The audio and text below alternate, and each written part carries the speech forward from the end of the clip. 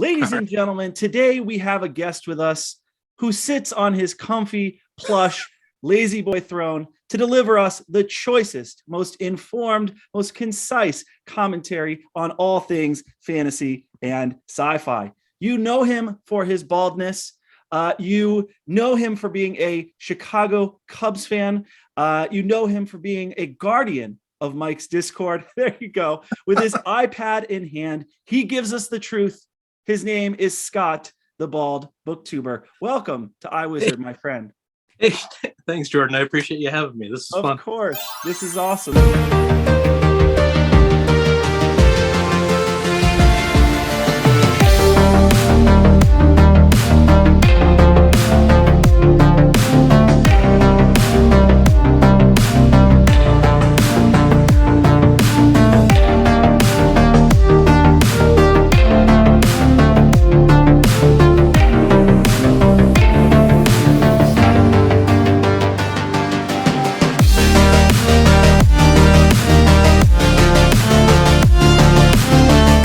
Hey, buddy, what are you reading right now?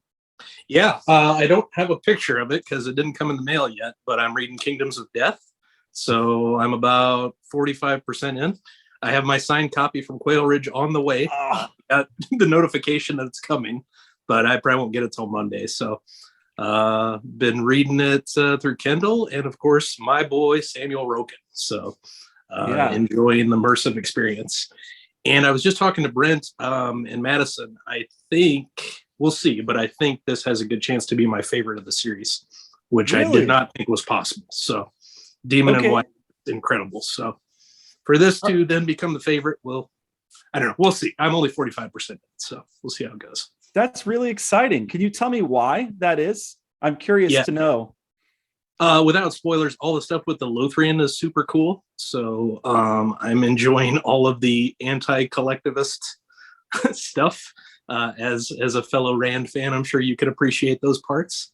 It's funny though, Christopher is not a huge Ayn Rand fan or anything like that. In fact, he has a little bit of disdain for her.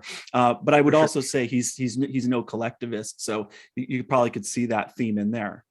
I think probably the whole atheism thing with her stuff is probably a pretty big turnoff for him, which I can understand. So yeah, I love all that stuff, and somehow the Cielsen are even more horrifying than they had been, which I did not think was possible. So my favorite fantasy group of enemy alien race. So I'm loving it. It's great. That's fantastic. Yeah. I would say there's a real arc in Sun Eater, where in the first book, Empire of Silence, you definitely get a sense that Hadrian is, and I do the mostly non-spoilers here because there's a certain point at which I'm not even going to make like videos if I can't talk a little bit about what's going on in the books.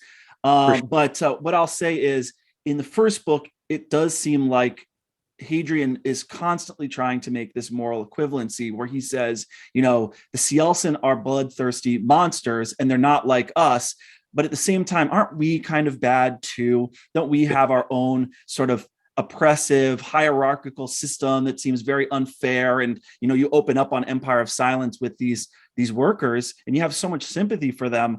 Their equipment's broken down. They're just struggling to get by. They're getting sick. They're dying early. They're like the miners that Orwell wrote about in Road to Wigan Pier in the north of England, those coal miners. And you have sympathy for them. And you get a sense that Hadrian is like, the Cielsen are bad, but we're bad too. And maybe I should just try to understand them. And then as you go along, I told Christopher that I was going to make one of those Virgin Chad memes where Hadrian starts out and Hadrian's like, the Cielsen aren't that bad. We just have to try to understand them. And then as the books go along, you're like, no, we maybe should not even be trying to understand them. Maybe well beyond misunderstood at this point. Yeah, sure.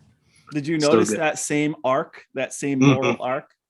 Yeah, started in Howling Dark and it just continues to escalate. So really, really good. Siriani Doriaika is one of the craziest, I guess you would call him a villain that I've read. So yeah, it's so good. Crazy MFer for sure. So I'll tell you where I'm at on this. I am shamefully behind. I am shamefully behind. So it happens. I worked my butt off to read, to get all the three of these books read pretty much in a row, and finished Demon in White, and was so proud of myself for doing that in my off teaching evening hours and things like that. And gosh, with teaching Lord of the Rings and all these other books that I'm teaching right now, it's like I'm not finding time to get around to Kingdoms of Death. And I was wondering how you think it kind of ranks and compares to Demon in White, because I'm in your camp. I think Demon in White has everything in it.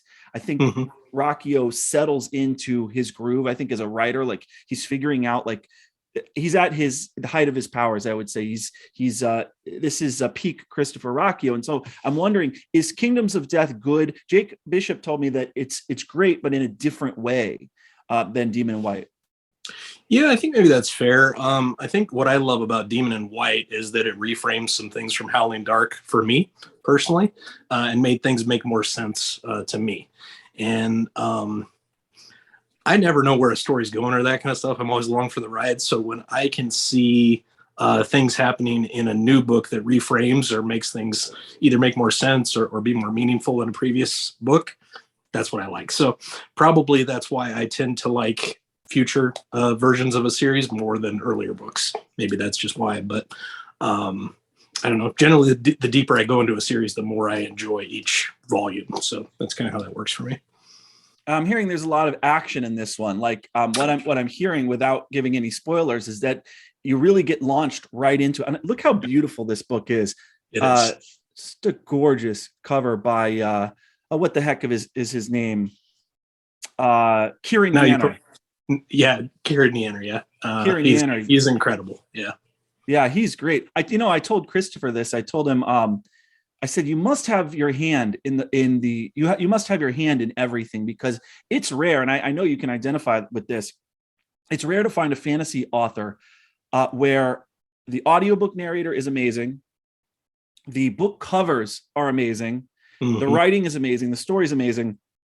Usually with a fantasy book, there's one thing about it that just irks you, right? It's true. And I told Christopher that. I don't know if you agree with that. No, I agree with the premise, and I know he said I just got lucky, so which is crazy. So yeah, we all got lucky, I guess. So that's good. Yeah. So overall, just before we get off this topic, because I know you and I have this in common, we're big fans of the Sun Eater series. What would you say is why does it grip you so much? What is it that drew you to the Sun Eater series? What do you like about it? What gets you to keep reading these books and getting excited about these books? So I'm not the biggest sci-fi fan. I like it, but when I like sci-fi, it tends to be space opera. And this is the best space opera I've read by a lot. I love Dune, but this eclipses Dune in terms of how invested I am in the characters and how invested I am in the story. I love frame narratives. So I'm probably one of your visitors that will say that Name of the Wind is one of my favorite books, and I'm not ashamed of that. I love Name of the Wind. So I love frame narratives. So I like when people, especially first person ones, where they're retroactively going back over their lives. So it has all the elements I need. And just the hook of if this were Darth Vader, but becoming Darth Vader were the right thing to do. Like the moment I heard that, I'm like, this is going to be a forever book for me. And then the high matter swords are just too cool to like. Everybody goes through and says, well, this reminds me of this and that, and I'm just like, swords are cool, and that's enough for me. So I dig all of it. I'm really, really enjoying my time with it.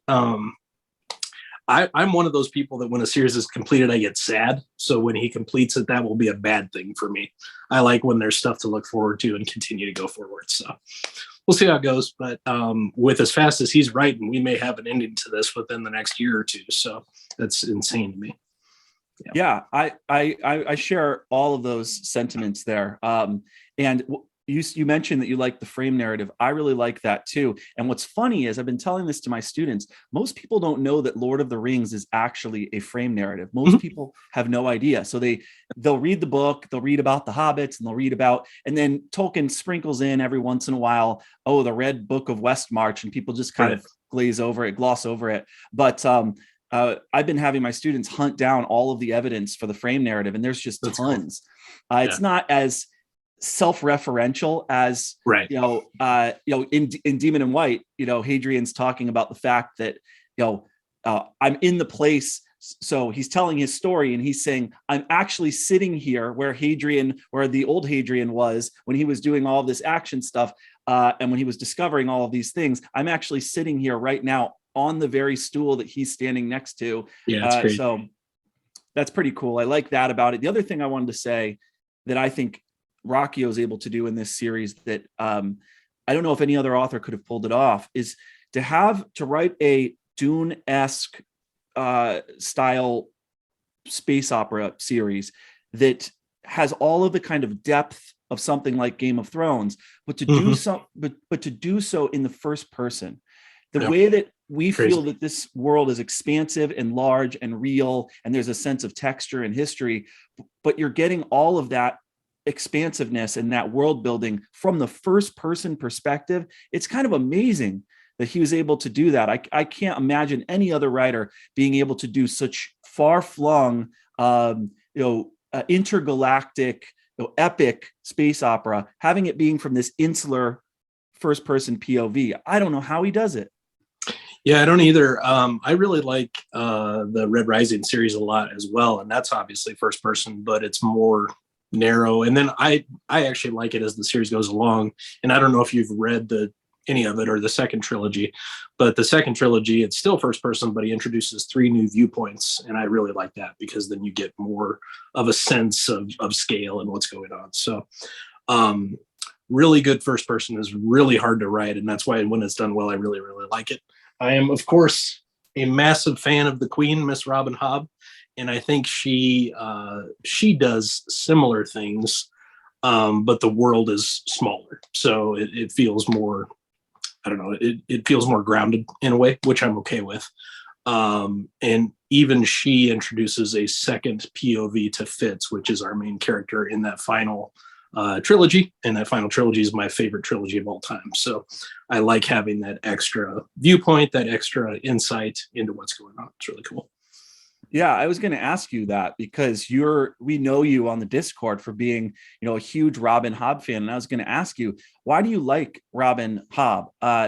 Tell me, if you would, about your experience with her books, because that's a whole world that I haven't dipped a single toe into. So give me your pitch for why I should read Robin Hobb. I'm not much of a salesman, but I'll do my best. So long before BookTube, my series, and still my series, is Song of Ice and Fire. And I was on George's blog all the time. So whatever he was saying, I was all about it. So he was actually the person that introduced me to Hobb about 20 years ago. And he said, you guys got to check her out. She's incredible. And, we come find out they're like really close friends and all that kind of stuff. But I didn't know that at the time. I just knew he's singing the praises of this author. I need to check her out.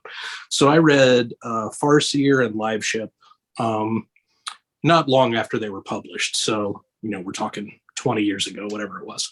And I loved them then. And I just had never gotten back to the story because it's 16 books and I just kept coming up with excuses, really. And then finally last year I said, no more excuses. I'm done with that. It's time to do this. And so I started back again from Assassin's Apprentice, which I love and love more on a reread. And I went through the 16 books. So what I'll say is she's one of the very few writers I've ever seen that is incredible at first person narrative and at third person narrative, because part of the story is first person. And then when it's the non-Fitz stuff, the Live Ship and the Rainwild Chronicles, she switches to a third-person viewpoint. And to be able to handle both with such control is unbelievable to me. She writes character relationships better than anybody I've ever seen, just an opinion. She has my favorite animal companion in all of fiction with Night Eyes the wolf. She has my... I go back and forth which I love more, but Fitz and the Fool are in my top 5 characters. Both of them are. And I go back and forth on which one I love more. We'll possibly get a chance to talk later about the 2 characters prior to them, but we'll see. It's not super action-packed. So it's not something that someone who craves a ton of action and a ton of battle scenes and that kind of stuff is going to enjoy. And all I could say is I'm sorry. It's a slow character narrative, and that's what I like. I love the way she handles magic. They're not really magic systems, but she's got two primary flavors of magic and a tertiary one. She's got the skill, which is a mind-to-mind kind of telekinetic deal. And then she's got the wit, which is a kind of mind-to-mind with animals. And both of them are super, super cool, and she fleshes them out through the series. And then there's kind of hedge magic is kind of the third one, and that's more witches and, the whatever the story about finding the witch in the forest and that kind of magic, right? So that one doesn't really get fleshed out. As far as why people should read it, in my opinion, and I'm super, super biased, she has the most beautiful writing I've ever read. She's my favorite prose writer. She's my favorite character writer, like I said. She's my favorite relationship between characters writer. She does all of the things that I care about really, really well. I'm not an emotional person. No book has ever made me cry. And that's a me problem. That's not a fault of anything else. I just don't cry. But on several occasions, I've come very, very close with her writing and just the way the stakes go throughout the series and how attached you get to certain characters and their arcs and this kind of stuff. For me, it just doesn't get any better. I've curtailed my rereading as I've wanted to experience new stuff. I'll never read everything I want to, but this is one series I'll definitely find time to reread at some point. I love everything about it. And like I said, Fitz and the Fool is my favorite completed trilogy, and that's the final trilogy in the series. So I just love it. It's not often that you hear the final series in the whole world. Is that what you're saying? Fitz and the Fool is? Fitz and the Fool is the final one. So Farseer is first, and then it's Live Ship. And then you have Tawny Man, which is my second favorite completed trilogy of all time. And then Rainwild, which is a pretty big step back. That's it's a quartet, 4 books. For most writers, they would love to have written something so good. For her, it's a step down, in my opinion, from her other work. And then you get Fitz and the Fool, which is just phenomenal. I can't say enough good things about it. Assassin's Fate, which is the final book, was my favorite book I've read in the last 20 years. It was the best book I've read since I read Storm with Swords and Dune. So, wow. If that gives you any indication of how much I love these books, that's me comparing something to a George book is about as good as it gets. If it weren't for A Song of Ice and Fire and my attachment to that series, this would easily be my favorite overall series of all time. It wouldn't be close. Wow, that's high praise, and it gets me really excited to potentially read it. I mean, your recommendations are, I value those, and if you say it's good, I'll definitely crack it open at some point. And it sounds like you're saying, now, if you were me, where would you recommend that I start? Would you say that I should start with Farseer, or because you think some of the latter, or do I have to read Farseer first in order to appreciate some of the, like, Tawny Man and some of the Fitz and the Fool and stuff like that? So it's always funny when people ask me what order to read things, because we all know that I'm always going to say publication order always. Yeah. And it's especially important in this series. You could theoretically read them out of order, but it won't hit as hard and it won't make as much sense going forward if you do that. I know it's a similar thing with Joe Abercrombie's World, and I don't think you've read First Law either. But that one is the same type of deal where the character progressions happen through time, and you can read the subseries and that kind of stuff out of order, but you have to make the connections backwards that way. And I don't love that style of reading. I like to make the connections the author intended in the order they intended them. I've always said that if an author wanted me to read in a different order, they would have published in a different order. So I just go with what, the order is. But yeah, with, there is an argument to be made. I don't agree with it, but there's an argument to be made that you can, or maybe even should, read Live Ship prior to Farseer. If you're more interested in that type of thing with a third person narrative. I love Live Ship. It's an amazing series. But there are reveals within Live Ship that wouldn't do anything at all for a reader if they didn't understand what happened in Farseer. So there's a specific character in particular that is a reveal that if you haven't read Live Ship, it it won't hit at all. And I think it's a pretty important thing. I get that. And I actually share your view about not reading it, not being obsessed with reading it chronologically, but reading it in the order that the author, I totally agree with your sentiment that if the author wanted you to read it that way, they would have written it that way. And I also kind of want to see the author's development as a writer. I want to see what people who originally read the series, the order that they had to, wait on pins and needles for the next one, and then the next one. And then, of course, when someone writes a prequel and they do so 20 years after they wrote the original book, they're in a different headspace. And you're not really getting to appreciate the magic of the original series. If it's a good series, if you start with what the author wrote 20 years later. That's what I think, at least. For sure. I don't love prequels in general. I think in general, a lot of times the mystery is part of what makes things great. And if an author wanted to reveal something to me, they would have. Otherwise, leaving it up to my imagination is part of the fun. There are prequels that work for me. For a while, when I was much younger, I was a big fan of the Shannara series. And there's a prequel in that called First King of Shannara that happened several years after Sword and all that stuff. And that's really good. Maybe some of his best writing. But again, it doesn't have any emotional weight or impact if you read it first. There's nothing that it's going to do for new readers. It's a reward for the people that had read up to that point and had read all those previous books. And that one, love or hate Terry Brooks as an author, I think he did with a prequel what a lot of people, in my opinion, can't do well. So I'm always a little bit hesitant with prequels because, for the reasons I mentioned, I think in some ways it can destroy what I loved about the original. So let me ask you, Scott, with Robin Hobb, I just want to linger on it for one more second because I have been totally fascinated, and I knew she was friends with George R.R. Martin because I watched that. There was a great interview with the two of them, and they're sitting on thrones, and there's a big audience, and they both just opened up about their history and their writing styles. I'm sure you've seen it. It's good.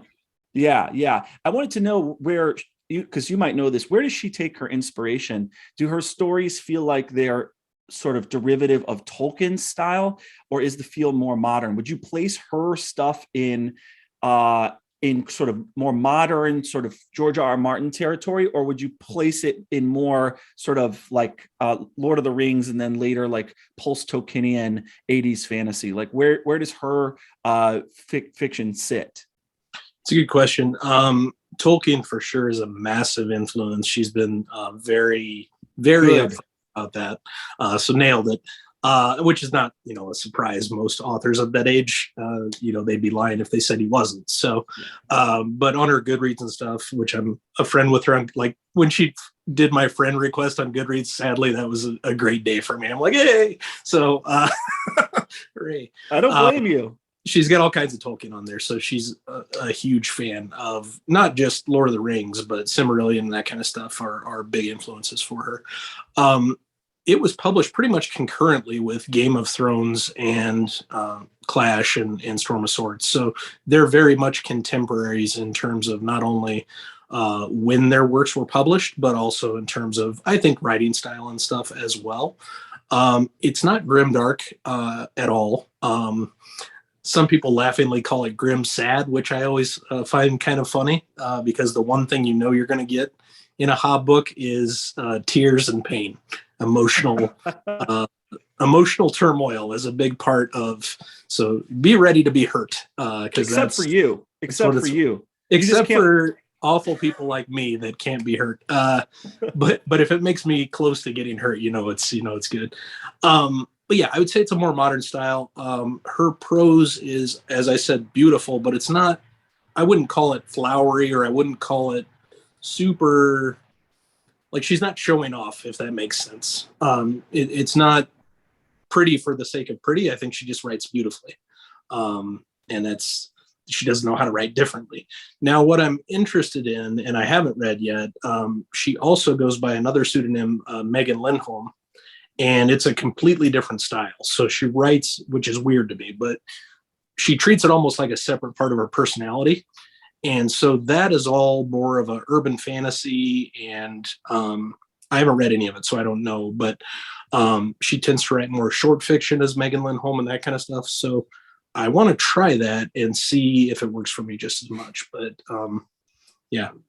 I long answer to a short question, but I would say it's more modern.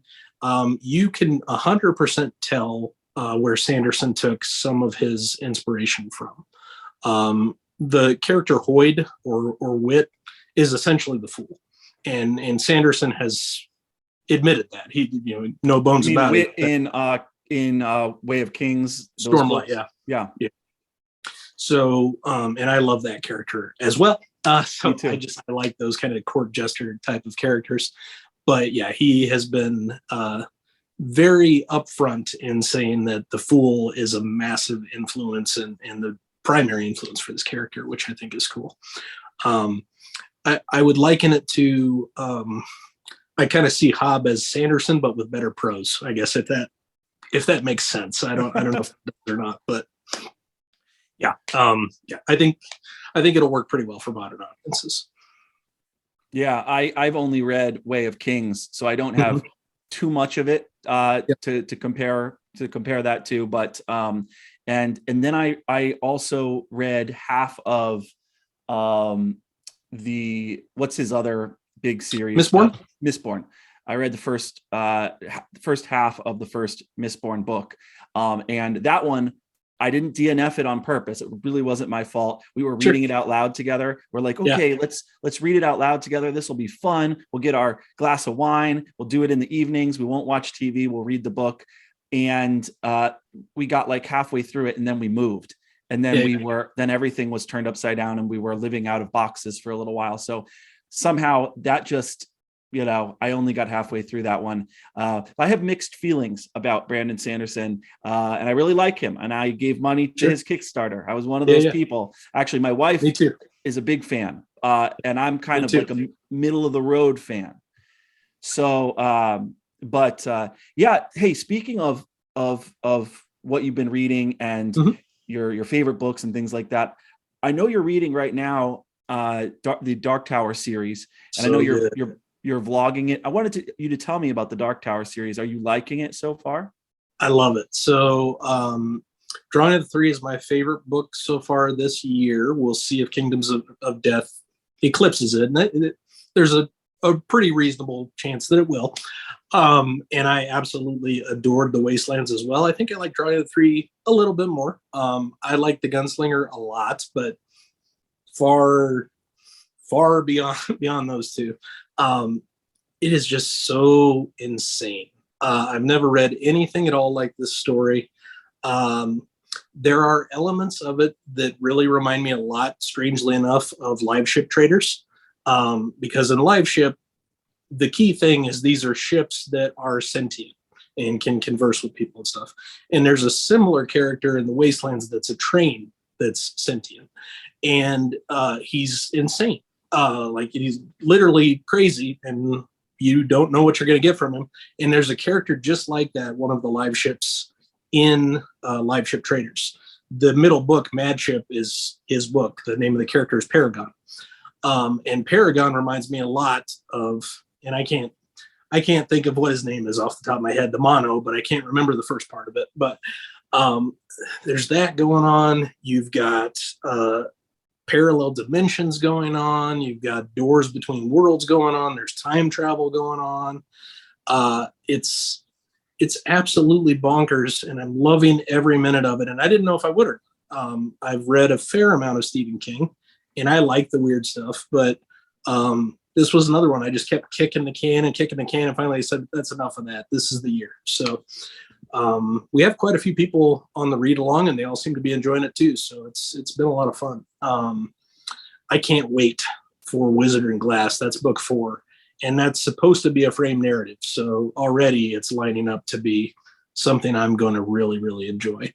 And then it'll be interesting because the longtime hardcore fans of the series seem to say that after Wizard and Glass, it really goes downhill. And I'll be interested to see binging it for the first time if that's my experience or if I have a different experience than that. So the pace of reading, it's what I like. I like one book per series per month, so that goes really, really well. It's enough that I remember enough, and it keeps the train rolling, as it were. So yeah, I'm enjoying it. I'm having a great time. It's been a lot of fun. It's a series I would definitely recommend people to at least try, and if they're going to try it, I would say at least try up to Drawing of the Three, because Gunslinger is kind of an odd book in that it's mostly set up and mostly just introducing Roland as a character. So there are definitely stakes and an interesting world and all that kind of stuff, but it really doesn't have impact, in my opinion, again, until those later books. Excuse me. And I'm only 3 books in, so. Yeah, I hear that, and I've heard even from Mike and stuff like that, that the series doesn't end well. And I'm sure that you don't want to be spoiled, and you don't want. Well, I've read On Writing, so I know what happens. So that's the wonderful thing about King, is he doesn't care about spoiling his readers, and that I read On Writing actually too. is amusing to me. So I read On Writing years ago, and I'm like, oh, okay, well, that's what happens when I get to it. So, and most of the time, spoilers I just forget and then redo. But for whatever reason, this one has stuck with me forever. So when this happens, that he talks about in On Writing, it will not be a surprise. Yeah, it's funny. This is one of my. I'll share one of my controversial fantasy opinions. Good, yeah. Yeah, one of my controversial fantasy opinions is that there's a strange obsession with no spoilers, and the reason I feel it's strange is because this does not exist in the literary world. It's not a thing. I have 2 bachelor's degrees, one in philosophy and one in English. I had not heard the term spoiler until after I graduated. And then when you get into these internet subcultures, it becomes it's a kind of etiquette thing. It's like, taking off your hat or holding a door or something like that. And when I joined Mike's Discord, I didn't even know what that whole etiquette system was or why. And I think I'm not 100% sure about this, but I think it has to do with the fact that with literary fiction, when you read like Jonathan Franzen, or when you read like John Updike or Richard Russo or Charles Dickens, you could spoil the ending of Great Expectations for me. And the prose is so gorgeous that I'm just going to keep reading, because it's just like medicine for the soul. And every line is just psychologically penetrating and interesting and deep and thoughtful and all of this stuff. And what I'm gonna, if you told me that at the end, how Pip and Estella's relationship ended, if you revealed that to me, I would still read the book. And then I started joining Discords and stuff like that, and people were like, spoilers. And I'm like, what is this? Can you explain that to me? I'm still confused about it. So here's what I would say. So in general, spoilers don't matter that much to me. But I do my best not to spoil the experience of others. I would say there are specific ones that would have angered me had I known them prior to reading it. So there are moments in both the Tawny Man trilogy and in Fitz and the Fool that if someone had told me this is going to happen before I read it, it would have completely ruined the experience for me. So I'm real careful with that series. I don't want people to know much of anything going in, because I know that would have hurt my enjoyment. I'm assuming it would hurt theirs. There are other things that I think are just part of the culture now, right? So if I tell someone that Ned dies in Game of Thrones and they're mad at me, I don't think that's a me problem. I think at that point, some things are just known, right? Or if someone spoils to me that they finally get the ring to Mount Doom and destroy it, and they're upset that that's the ending, I don't know what to tell you. That's partly ingrained in the culture. But I do understand people wanting to see things fresh and from their own perspective. So I do my best not to ruin that if I can.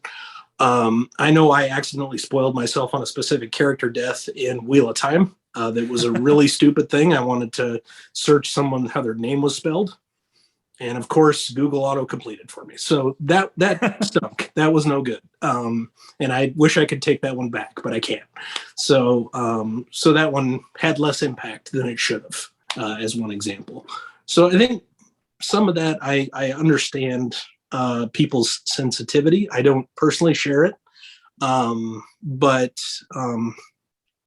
I think in general, as long as people are excited about reading and are passionate about that, they can have their little weird things ingrained to do it. That's fine with me, as long as people are talking about books. So no, I can't 100% explain it, but that's probably the best I can do in explaining it, I guess.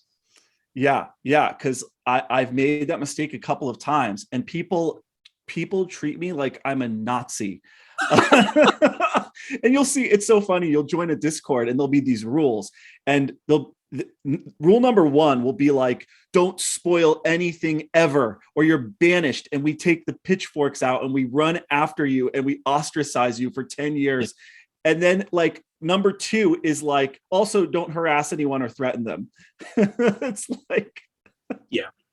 Well, and then different people consider different things spoilers, right? So right, exactly. Someone will put a completely context-free quote there just because they like the quote, and people are up in arms. They'll put that in spoiler. Well, it doesn't mean anything, right, without context. So what is spoiled here?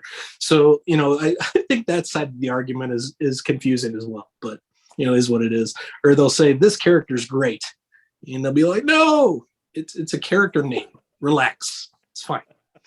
So yeah, which is why when I started my channel, I said, okay, I'm not going to pretend like I understand this, or I'm part of the sort of that segment of geek culture. I'm going to come, and that, I would say that's sort of the brand of my channel, that I'm a literature and philosophy guy who's interested in all of that stuff, who is coming into fantasy and sci-fi and going, oh wow, so let me talk about Kingdoms of Death from a philosophical perspective. And so I decided I'm going to approach it that way. I'm not going to be every other sort of Daniel Green style channel where I'm dancing around. And I appreciate it. Yeah.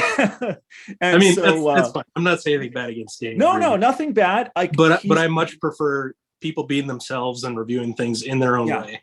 And as a guy that studied philosophy in college, that's one of the things I really love about your channel, because you put things in a light that other booktubers don't. I think that's super interesting. So yeah, I appreciate that. And what I developed was a rule called mostly non-spoiler. And what that means for me is I give myself the license to go about, if it's, let's say it's a 600-page book, I'll give myself the license to go about 70 pages into the book in terms of that little summary I do in the beginning. As I feel like there's a lot of that's on the inside flap of these books. And so I can't be that sort of, walking on eggshells.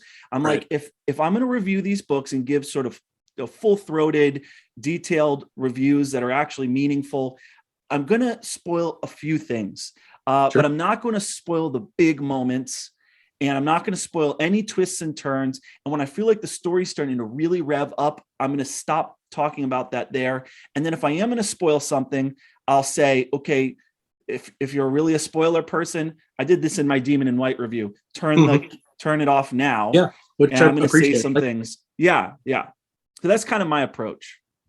Yeah, I think it's good. So actually, my favorite review that you've done was your first one, and that's the Dauntless review. I don't know if you remember it or not. So I do. I'm curious if you've gone further in that series, because I've read the first 6 and I really enjoy the series, and I've never talked to anyone else that has read it. So that's part of the reason I wanted to sync up and see what your thoughts and stuff are. But I really love that character, Blackjack Geary. I think the whole premise is super, super cool. And I enjoyed those first 6 books, but I haven't gone further. And he's written like 1,000 books or something. It's not 1,000, but he's written a bunch, and he still is. I looked the other day, and there was a new one the other day. So, so when I say I love space opera, that's one of the lesser known ones that I really enjoyed. And I think what I feel is that Rocchio's work is a much more mature and adult version of what that is. Not that it's juvenile or anything like that. It's not grim or dark or super super horrific, but you do have Cenobite encounters, and you do have battles and that kind of stuff. So it's a series that if people want a quick and easy space opera, I typically would recommend. I really like it. So Jack Campbell, right? Jack Campbell. And let me tell you something, Scott, this is a series that I fully intend on returning to. So there are 2 series that and again, I told this to Mike, I'm kind of new here in Sure. this space. And Yeah. so for me, I find that I am running to catch up, and I'm Mm. reading the first book of a bunch of different series. Yeah, And I I get have a that. pretty good memory. They're in my mind. They're in my, because I enjoyed Dauntless so much. That is one I know I'm going to return to. But I also want to sample from other things because I'm getting so excited about the genre. So now I put that, For sure. I file it away and I go, okay, I like Jack Campbell. He's going to be my guy when it comes to really well plotted, smart, strategic, like beach read sci-fi, or not beach For read, sure. let's say airport read. I mean, I think beach read probably encompasses it correctly. They're quick, they're easy. They're usually relatively cheap on Kindle, and the audiobooks are pretty good. I forget the guy's name that does them, but I've sampled those and they're pretty good. So it's a quick and easy thing to get into. The whole concept of he went down in this blaze of glory 150 or whatever years ago, and now he is the symbol of how everybody should do battle, and they're completely misunderstanding what the purpose was. He did this bonsai deal because that was his only choice, and so now the whole fleet and the whole enemy fleet, all they care about is attacking without any concept of any strategic reasons for doing so or anything. Like, that whole thing is cool to me. So I enjoyed all of that. Yeah. And I also enjoyed how it brings in some of the, it's really a study on leadership as well. Mm-hmm. Yeah, and sure. Also, like, I think in my review, I compared it to when Odysseus gets back to Ithaca, and how the thing about Ithaca is that all the men on Ithaca have been raised without fathers because their fathers went off and fought the Trojan War, and the fleet. It's a bunch of young people because all of the older guys have been killed off because they've been fighting for so long, and so he's this grizzled old hero veteran, right, who comes back and he has to like grapple with this new like culture and these new like attitudes, and I like the fact that it's also a study on morality as well, like wartime morality, like it's like that famous Nietzsche quote, when fighting monsters, be sure that you yourself do not become a monster. And he's trying to figure out, we can't be like our enemies. If we are, then why are we fighting them? Right. Yeah, it's so good. I was excited to watch that review when you first did it, because I'm going to keep going. Somebody else, one other person besides me knows what this series is. Sounds good. Yeah, I'm going to try to keep reviewing those. And I'm going to do it soon because I enjoyed it so much. And they're quick reads too. Yeah, it's not going to take up 3 weeks. I could review 2 of those a week or something like that. They're short, they're quick, but I like the fact that, like any good thriller novel, it's well plotted. Jack Campbell's a smart writer in the sense, is it very deep? Are you going to have lengthy introspection about the meaning of life, or, the purpose of religion or anything like that? Well, not so much. So it's not like navel gazing or anything like that. No. Christopher Rocchio is someone who can pull that off, but it's well plotted. It's strategic. The space battles are fun. And again, I've only read the first book, so I'm really excited about that series. Yeah, the space battles get really intricate and interesting as you go along, like the time dilation and the different mathematics that go into, I need to shoot this projectile at this angle and this time in order, like, I don't know if any of it's correct, and I don't care if it's correct, but he says it is, so it is. So all that stuff I really enjoyed. I read them back to back to back to back, so I don't remember how long ago this was. It was probably been 10 years or something like that, but I grabbed the 6 of them on Kindle, and I read through all of them in probably 2 weeks. So it's been a while, but I enjoyed my time with them. It's good stuff.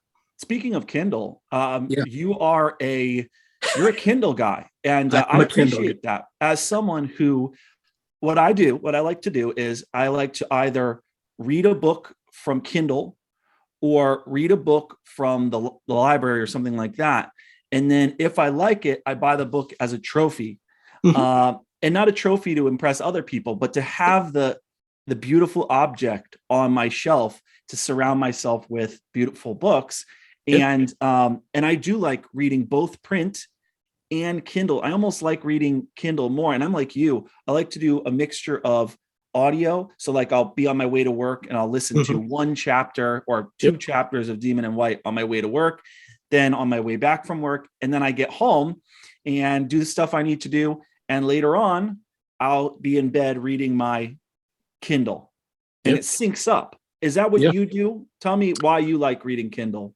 Yeah. I was so passionate about it. I put a whole video out about digital reading. So, I do use the whisper sync feature sometimes, and I'll mix up reading and listening, but most of the time I like to do them simultaneously. So I like to immersively read where the audio is going and when you set it up, it actually goes through the book for you as it plays the audio. So they're synced up that way and flips the pages and that kind of stuff. So that's what I like to do. I do own a decent number of physical copies, but those are just because I like the way they look on my shelf. So I don't remember the last book I read physically, to tell you the truth. I don't know. I switched to Kindle during the first gen Kindle, which was 2010 or 11 or something like that.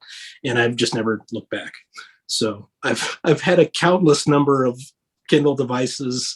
I just keep getting them, and I shouldn't. A lot of them I like are the Kindle Fires, primarily because they have the immersive reading natively built in. Some of the more dedicated readers don't, which angers me, but what are you going to do? So I have 2 Fires. This is the one I probably read from the most. And then I've got a little bigger one here that I sometimes read from. But I don't know. That's just my preference. I like having control over stuff. And the biggest thing I don't have control over with physical books is the size of the font and the type of font and that kind of stuff.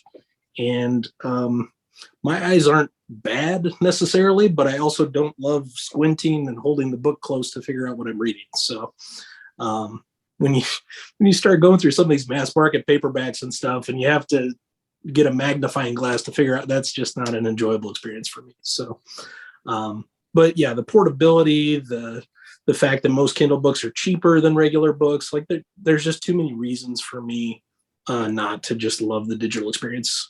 That's just how I read. Yeah, and then there's also the lovely thing, which is that when I'm in bed and my wife's asleep, or vice versa, I don't have. And she likes reading more, I think, on the physical books. And so when she stays up late to read, she's shining this spotlight in my eyes, and I have to turn over. And and when I read my Kindle, I love how it's lit up so I can see it perfectly, but it also is lit up in such a way that it's not too bright so that it affects her. And as you said, you can change the size of the font. I love the product. And I like reading that way. Although, as you coined the term immersive reading, as far as I know, you coined it. I didn't coin it. No, it definitely was a term long before I had to say in it. I actually linked a video about what is immersive reading in that video I'm talking about. And that was my first time hearing the term, was that video. Okay, I thought you were an innovator, Scott. That's a Mike joke. Mike does the whole Scott invented, and it's not correct. I didn't invent anything. That's just how I prefer to read. So yeah, my only problem with immersive reading, and I love it, I do it all the time, but the only problem I have with it is that along with everyone else, I read faster with my eyes than I do, which is when people say things like, well, you listen to audiobooks, so you're lucky, so you can get through books faster. It's like, if I sit down for 2 hours and read Kingdoms of Death, I'll be through 200 pages or 160 pages or something like that. It depends how dense the book is. Yep. If I listen for 2 hours on audiobook, I'm through 50 pages. Yeah. or 60. And so one of my troubles is also, when you speed up an audiobook and you put it, the faster it goes, I don't want to listen to the audiobook narrator sounding like Alvin the Chipmunk. And sounding like an auctioneer or something like that. So the fastest I can go is 1.3. And I know that sounds pathetic, but any faster, and it sounds like someone is trying to auction off antiques or something. I get that. There are some narrators I can do on 2 times speed with no problem. I don't typically go faster than that. Someone like Roken, I only listen to it 1.5 because I think that's where he sounds the best. I don't listen to anybody on 1 time speed because I don't want to hear the pauses, and like, it's already going to be slow enough if I speed this thing up. I don't I'm going to speed it up a little bit. So Yep. yeah, most things I listen to are anywhere from 1.5 to 2. If I'm just listening to like Stephen Pacey for First Law, I do that about 1.7. 2 is too fast for him, for me as well. So I get the whole Alvin and the Chipmunks thing, but I think part of it is just practice. And when you listen to a ton of audiobooks, it's easier to speed it up. When I was listening to some of those Malazan books as part of immersive reading, I was doing some of those at like 2.2 speed. Really? I like Michael Page. He's a really good narrator. He was actually on my top 10 list of number 10. But those books are so difficult and dense. You really could follow that? I mean, I don't understand what's going on regardless, so I might as well get through it. So I'm immersively reading them. I'm doing my best. I'm trying to figure things out. But yeah, I did those at 2.2 because that was right around the speed with which I was reading them. And Page reads slow enough that it's easily understood.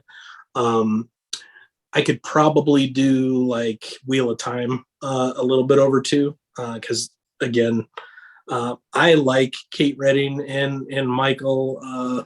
I can't think of his name now. Kramer, thank you. I like them both, but I don't love them. And there are aspects of their narration that grate on me. Anytime she starts getting into doing a male voice and she sounds like a chain smoking, truck driver from Philadelphia, like it just, I don't. So with them, I could probably speed that up a little bit as well. But yeah, for most people, it's somewhere between 1.5 and 2. Just depends. Yeah, that's a problem. That's a real problem with there are female audiobook narrators who, when they do the men's voices, they do them like this or whatever. And then there are male audiobook narrators like the guy, and don't get me wrong, I love Down Below Station by CJ Cherry. It's incredible. I haven't read it. Heard good things. But the audiobook narrator, when he does women's voices, he does them like when you're trying to make fun of a woman. He goes, you need to go down to the bridge and please turn off the. And it's like, dude, I don't know a lady who talks like that. Do you? No, I think the thing that bothers me about Kramer and Redding is that you've got a male and a female. Why don't they just have one of them do the male voices and one do the female voices? Exactly. Maybe I'm wrong and it's probably going to upset people for me to say that, but why wouldn't you just, it's there. Why wouldn't you just do that? And they don't for either the Wheel of Time or for Stormlight. So I don't know. Yeah. I'm probably going to get in trouble for even mentioning it, but that's kind of how I feel. Hey, it's true. It's true. Men and women sound different. So let's test it out. Go to the first woman you see on the street and walk up to her and you let me know if what you just said isn't true. Yeah. Come on. Every once in a while, we just have to like get a little bit of reality going here. So if anyone's upset, I really don't care. Hey, I don't. I wanted you to tell me the story of how you got into this, how you got into fantasy and sci-fi. Scott, where did the journey begin for you? Yeah, 7 years old ish, somewhere in there. My aunt got me the Chronicles of Narnia box set that I still have. So it's a really cool set. So Lion, the Witch, and the Wardrobe will always be one of my favorite books, even though it doesn't hold up like in a literary sense to a lot of stuff now, but just the fact that it got me into reading and it got me into reading fantasy specifically makes it very important to me. And that whole series I enjoyed, but nothing quite topped that first book, Lion, the Witch, and the Wardrobe. So I get a little on edge when people say they should read it in chronological instead of published order, because Lion, the Witch, and the Wardrobe was first in publication order, but it's something like, I think it's just second, but it might be something else in chronological order. So that was my start. And then my parents had old battered copies of The Hobbit and The Lord of the Rings. So I read those probably, between when I was, 10 and 12, something like that. And I was like, this is incredible. Nothing will ever top this. This is, in some ways, nothing ever has. But in other ways, I like other stuff more, but kind of just in terms of what I think is the height of what the genre can do, I don't think anybody's topped Tolkien. And I had a discussion with someone on the Discord actually today, where the article was that George Martin didn't like what Tolkien did with Gandalf in terms of the death and resurrecting him. And this person was upset and saying, well, what right does George have to say what this? And part of me is thinking, well, if that's, why does anybody write anything? What's the purpose if just this is it, right? This is all it's ever going to be. So here's your standard, and nobody else should write anything. So I know I'm getting off track. Probably somewhere in my late teens, early 20s, I read most of Shannara. Well, most that was published at the time. And it was the closest thing to Tolkien that I'd found, and I enjoyed it. Again, looking back, those books aren't great in terms of literary merit, and I don't have the highest opinion of them relative to other books, but I enjoyed my time with them. And then I found the series that was uniquely mine, and the thing that to this day nothing will ever top, and that was Song of Ice and Fire. And I found it randomly. It was right as I was starting my job with the company I work for still today. It's going to be my 20th year here in December. So congrats. It's awesome. There forever. Thank you. Love it there. But I found Game of Thrones, Clash of Kings, and Storm of Swords in mass market paperback at Barnes & Noble in Omaha, Nebraska, where I was living at the time. And I was wandering around the fantasy section, wondering what the next thing I was going to read was. And I happened upon these completely by accident and by just fate, I guess. I don't know. And just was mesmerized. And I probably read those 2 or 3 times just back to back. I'm like, this is it. And then the wait was on for Feast for Crows. And then the wait was on for Dance with the Dragons. And now again, obviously the wait continues to be on, and I'm okay with that. I mean, I want George to take his time and do it right and get the series that he wants us to read. So, yeah, I know people get upset because of the way the show ended, or they get upset because he's taking too long and all that kind of stuff. But for me, it's just, you can't have a more perfect series that suits me than Song of Ice and Fire. It's what I love. So it's a combination of putting off and intentionally putting off doing a reread because I want to so badly. But there's too many other things that I need to get to. So I continue to defer and say, I'll do this at some point, but it's going to be a while. Okay. And that's another one where the audiobooks are not great. I love Roy Dotrice. He was a great human being, wonderful man. His female voices are absolutely terrible. And his Dani is one of the worst things I've ever heard in my life. She sounds like a 70-year-old man for some reason in that final book. Just doesn't make any sense. So, yeah, that's one that I'm on record as saying they should go back through and re-record all of it with a new narrator. I'd love if Stephen Pacey could do it. I've heard Jonathan Keeble. I've heard some of his narration. He does the Warlord Chronicles. He'd be great. And then Simon Vance, who did Fire and Blood, is definitely on my upper echelon and my Mount Rushmore of guys. And because he did Fire and Blood, hopefully he could go back and redo it all. But somebody, I would like to have somebody do it. John Lee actually did Feast for Crows initially, and it was a good narration, and they brought Roy back and redid it. So John Lee is another person I think would be really good. Yeah, I read the Revelation Space books with John Lee. And as I was telling Christopher, I love John Lee. Every once in a while, he's unclear. And you can't tell what he's actually saying, which is a big problem. But that's a huge problem. Yeah, right. All things considered, though, he's a voice that I want my story to be told in. And I feel the same way. So you and I agree. It's funny, you can agree with someone completely, and also because you agree, you disagree because you have a different take on it. So I know that's very Orwellian sounding, but what I mean is, yes, Roy Dotrice does not, ideally, he is not a one-man full cast on a stage.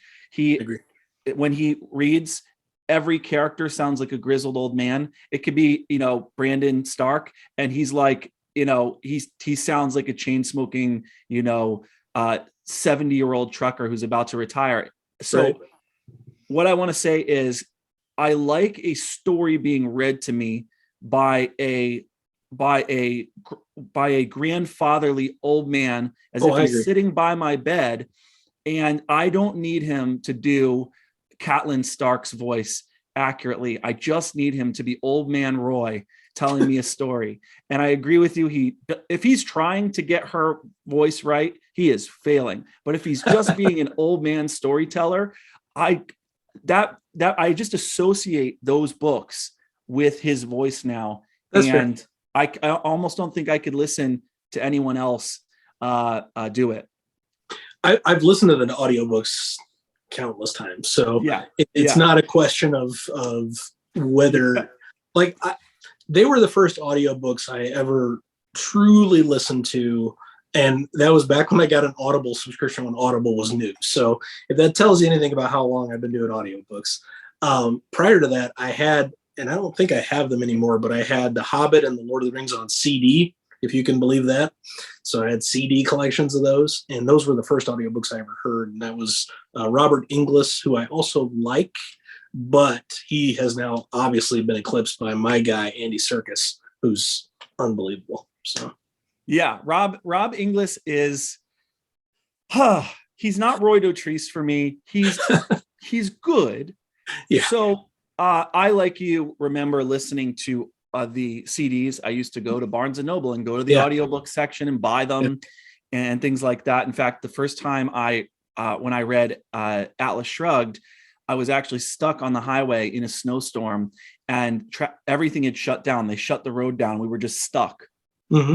Turned out we were there for like 9 hours. Oh, jeez. Yeah, it was awful. And I had nothing to do. And I had nothing in my car except for this Atlas Shrugged CDs. And I had my CD player right there in my car. I had a tank full of gas, and I'm sitting there on the highway, and I'm like, okay, this sucks. I was actually on my way I was driving to Connecticut to pick up my wife's custom made wedding ring. I was driving it. I know. I was driving it back to her and that sort of thing. So, she knew the ring I was getting her. So she was excited to see it and stuff like that. Oh, for sure.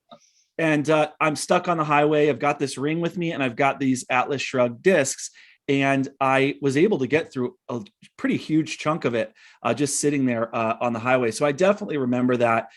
Rob Inglis, let me say, he's a very old-fashioned actor, audiobook narrator. And I actually love the way he sings the songs in Lord of the Rings. Yeah, he's very good at that. Yeah, his Tom Bombadil's fun. That I somewhat recall, and I liked with the Hobbit some of the merrymaking and stuff with all the dwarves. That stuff a little bit is in the memory. So yeah, I enjoyed it. Yeah, I could see that it's about time to get someone new in there. Mm-hmm. Definitely time to tag Rob Inglis out and get someone like Andy Serkis in there. You did a good job, buddy, but I don't know. That's not one where I really want to listen to the Andy Serkis edition. I'm ready for that. It's incredible. It's so good. Those were 6-star reads for me last year. I had a wonderful time with those books. He's unbelievable. It's Andy Serkis doing Gollum as you would expect him to, but it's also Andy Serkis performing Ian McKellen performing Gandalf, if that makes sense. That's amazing. So it sounds just like the voices of the guys in the actual movie. I don't know how to explain it other than it's unbelievable. His tree beard is one of the greatest things that's ever happened in any audiobook. So I'm here for it. That's what I want. That's what I want. I just can't. I love you, Rob Inglis, but I can't. I can't listen to those again because I don't want to hear Frodo sounding like this. It's like that is not what Frodo sounds like. Sure. So time to give Andy Serkis a chance. Hey, I wanted to ask you. If you're more of would you say a traditional fantasy person? Speaking of Lord of the Rings, good versus evil, heroes you can root for, a hopeful outlook. Or are you more of a modern fantasy person? So that could be things like grimdark, gritty fantasy, subverting expectations and tropes. What do you lean more towards? Yeah, I'm much more of a grimdark guy. So obviously Song of Ice and Fire is my favorite. First Law is my third favorite. So I would say Realm of the Elderlings is probably, I guess you could call it hopeful. You have to read it to know why I'm hesitating on something like that. But yeah, I think in general, Tolkien doing good versus evil, I'm all about that. For most writers, I don't love good versus evil. I think it's just, I don't know if it's done to death, or I don't know if it's just not done well in comparison, or what the case may be, but I much prefer conflicted characters who are morally gray and who I don't know whether I'm supposed to cheer for them or not. That's my preference. I think that rings more true to real life. And strangely enough, even though fantasy is an outlet for me to escape from reality, I still like when it's somewhat grounded in how the real world works, if that makes sense. So yeah, it does. It really does. I think that let me say this. I kind of agree with you. It depends. It's a mood thing for me. Yeah. So I want them both to be there. I love my George R. R. Martin. As you said, Song of Ice and Fire is my favorite modern fantasy series. I need my Song of Ice and Fire. In fact, if I was stuck on a desert island, I could read Lord of the Rings, and then when I finish that, go on to Song of Ice and Fire, and I could do that on repeat for the rest of my life, and I at least wouldn't be miserable. Right. It wouldn't be bad. I'm glad the both of them exist, those two conflicting paradigms, and you probably feel this similar. Oh yeah, I will always be a huge Tolkien fan. He's like my number 5 series or whatever it is. But that was, aside from Narnia, that was my introduction to reading and to fantasy, and I'll always love that. And most of my favorite writers now were heavily influenced, and that speaks volumes to me as well. 300 years from now, people are still going to be reading Lord of the Rings, in my opinion. So they may or may not be reading like Sanderson or some other things, but Lord of the Rings for sure will still be on the plate. There will still be readers for it, and the staying power is just incredible, in my opinion. So yeah, I am never not going to love that world or those characters. That's Samwise Gamgee is and continues to be one of my very favorite characters of all time. I love a somewhat reluctant hero. He was more willing, but it mostly had to do with his friendship with Frodo, obviously, and willing to do anything for Frodo. And I love that loyalty dynamic. I love that he picked up the ring and did what needed to be done when Frodo was unable to do so. Like, everything about his arc is incredible. So, and then the fact that he's the author of the story and that frame type of narrative as well is just really cool how that was done. So. Yeah. And for me, one of the reasons that Tolkien will never get old for me is because I think it's fair to say that you wouldn't, and people actually disagree with this, so this is not really a banal claim. I think that you wouldn't have modern fantasy, even the gritty, the grimdark, the subverting tropes and all of that stuff. You wouldn't have that new subversive stuff without Tolkien, because 100%. Tolkien, there was fantasy before Tolkien, right? There was George MacDonald, and there was, Lewis Carroll, and there was, all of these other writers that kind of paved the way in the 19th century. Fantasy becomes a big thing during the Victorian period because of the increase of literacy and universal education laws and things like that. So people start wanting different genres and all of that stuff. So you had fantasy before Tolkien, but Tolkien comes along and he does this interesting thing where he's a philologist. So we don't have that discipline anymore, but originally philology was the study of linguistics and the classics smashed together. Right. And you had someone who knew it all, who could read and who could write multiple different languages, was an Oxford professor, and was translating Sir Gawain and Beowulf. Beowulf, yeah. And here you have someone who, and I don't know if this is apocryphal or if it's actually a true story, but Tolkien said that Lord of the Rings was a way to have characters run around in this world that he created. So it's the first time where you really have, yes, you had fantasy before Tolkien, but here came along this guy who had spent 20 years just coming up with lore and mythology, who is an expert in Western European mythology, Norse, Welsh. We could just go down the list. He was Germanic. He knew everything. And he Finnish. And he put all of that into his world. He created these two different Elven languages.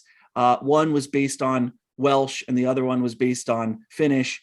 And so the world is so the only way in which Middle Earth is derivative is it's derivative of the real world and this forgotten past. And he brings that to life again.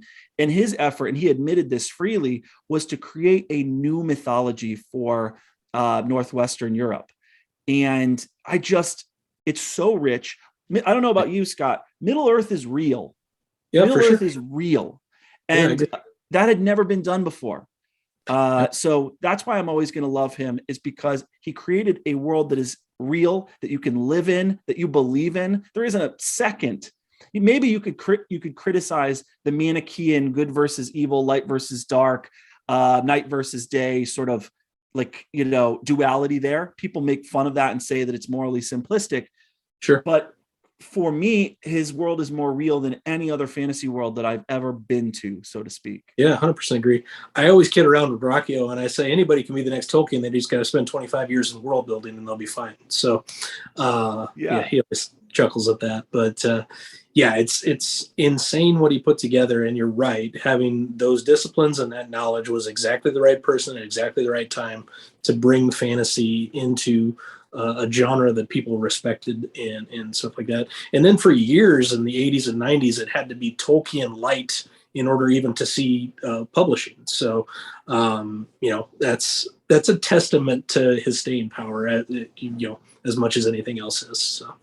Yeah, and that's the only reason where I totally get it. Mike was telling me, when I was finished with reading Tolkien, and I've heard this countless times, I actually started reading Terry Brooks because I needed more Tolkien. Yeah. And there's a sense in which that's true. When you start reading Terry Brooks, when you start reading Sword of Shannara, you are still reading Tolkien. It's not true. Because Terry Brooks is more talented than Tolkien or more original or anything like that. He's not. But because he is so inspired, Harold Bloom, the late literary critic, called this the anxiety of influence. It's impossible to get out from under Tolkien's hold on you. That's why he called it an anxiety, is that try as you might, even people like Joe Abercrombie are still stuck under the umbrella of Tolkien's influence. Yeah, and he is very honest and open about it as well, which I appreciate. And that's one of the things I love about Braccio is he leans into his influences. He doesn't shy away from them. He doesn't say that, oh, I thought of that on my own or any of that kind. Like, here's what I'm influenced by. Here's my spin on it, which I appreciate. I really like that. So yeah, me too. So before we get to our 20 questions, which I know you're excited for, before we get into that, I wanted to talk about one more thing that I know you and I have a fondness for, Ayn Rand. So you and I both have an appreciation for Ayn Rand's novels, and I really appreciate that you appreciate her books. So what have you read of hers, and what book would you say is your favorite? And why? Yeah, that's a good question. I read The Fountainhead in high school. It was like a contest or something where you're supposed to read it and then write an essay on it for a scholarship. And obviously the essay was terrible, and I'm glad that doesn't exist anymore and I can't find it. It was not good. But that book blew me away. And still I think about it to this day. Like architecture as a discipline is something that doesn't interest me at all. But her writing about it, somehow I was mesmerized and fascinated by how she used architecture as a vehicle within that book. And then I read Atlas Shrugged, and that to this day continues to be my favorite book of all time. Just the whole concept of just metaphors for collectivism versus individualism and all this kind of stuff put into a story like that I don't know any other writer that could have done something like that.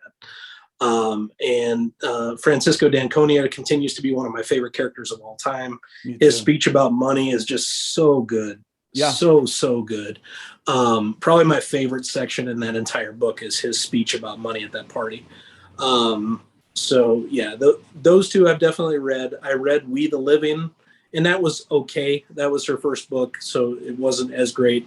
I read Anthem, and again, that was okay. I didn't love it as much. I've read the Romantic Manifesto. I think that might be her only nonfiction that I read, and I like that a lot. But that's been college. That was years ago. So it's been a long time. I'm due a reread of at least Atlas Shrugged and Fountainhead. I just don't know when I'm going to get to them.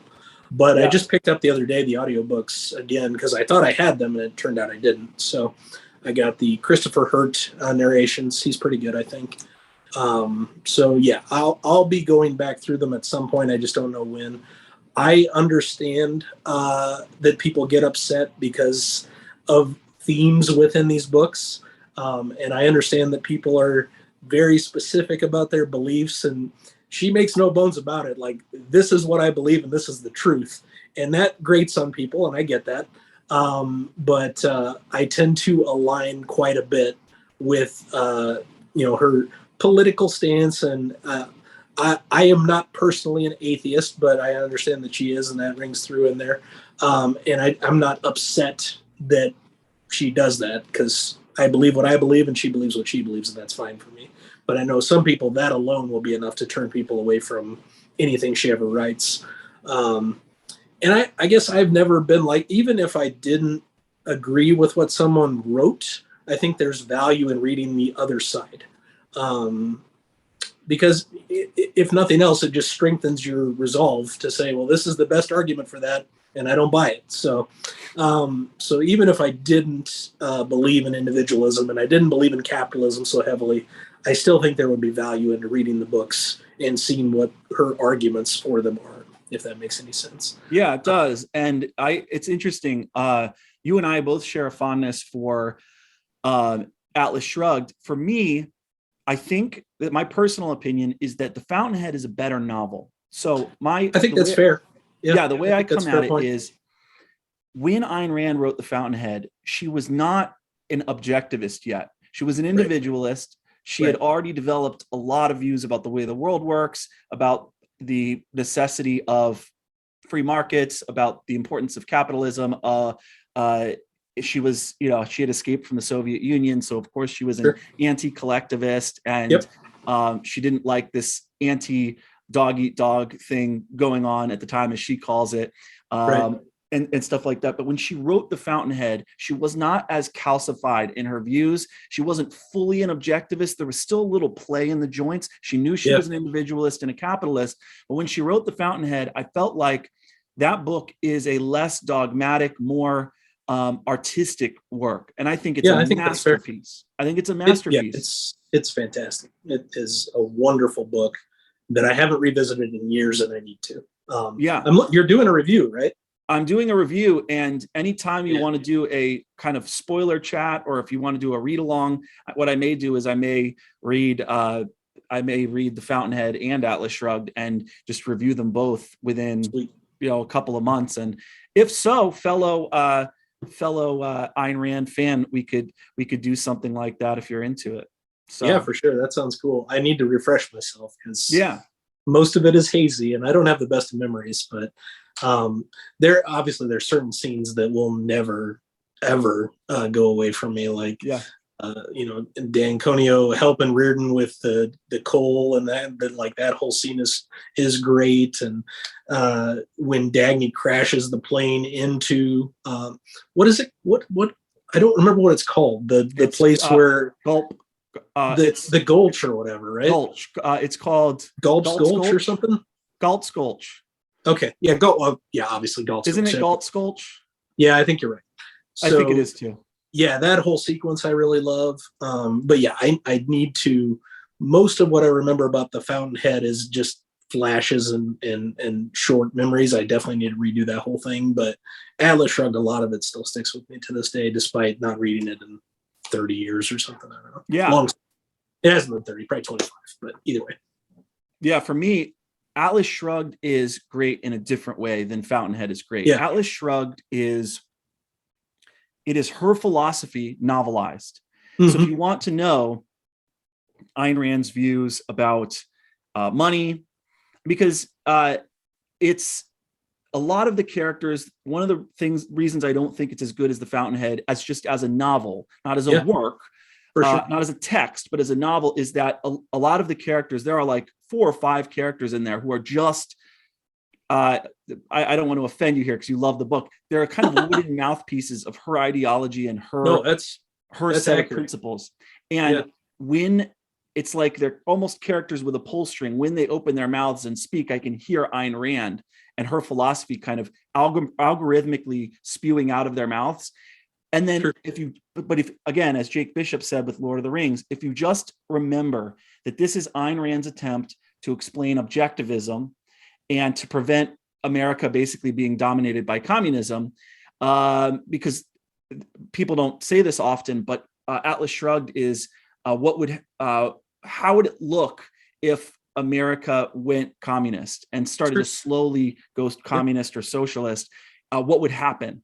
And I love the fact that it's very realistic. She plots out like step by step the moves that people would make, how it would start with cronyism. You'd still have businesses, but they'd essentially become arms of the government. And then it would slowly turn into this communism. And then you'd eventually get to these titans of industry who are geniuses. They're brilliant. They're innovators. They're doers. They're movers and shakers. And you're eventually going to get to them. And wouldn't it be interesting if they all said, no, I'm not going along with this. I'm not going to continue to stand there like Atlas and hold the whole world up on my shoulders. I'm going to walk away, and you guys can let your system collapse. And then when the rubble is cleared, we'll be there. We'll be there. She originally, I guess, was going to call it the strike. Some of her notes were, and that's obviously what it is, the strike of the men of the mind, the men and women of the mind. So, you're 100% correct, and I'm not offended when you talk about mouthpieces in that book. It's right. I mean, one of the main villains is named Mooch, and she's talking about moochers. So it's pretty on the nose. That is not accidental, I don't think, and I do think that is something to be easily critical of. So that doesn't bother me in the least. It's still a great book, and for sure, no one does a villain like Ayn Rand. Her villains, like Ellsworth Toohey, is an amazing villain. Like Ellsworth Toohey, and for you guys listening at home, this is not a spoiler alert, but this is a you might be offended alert here. Ellsworth Toohey is like a cross between Bernie Sanders, who else? Paul Krugman, the guy who writes about economics in the New York Times, and who else?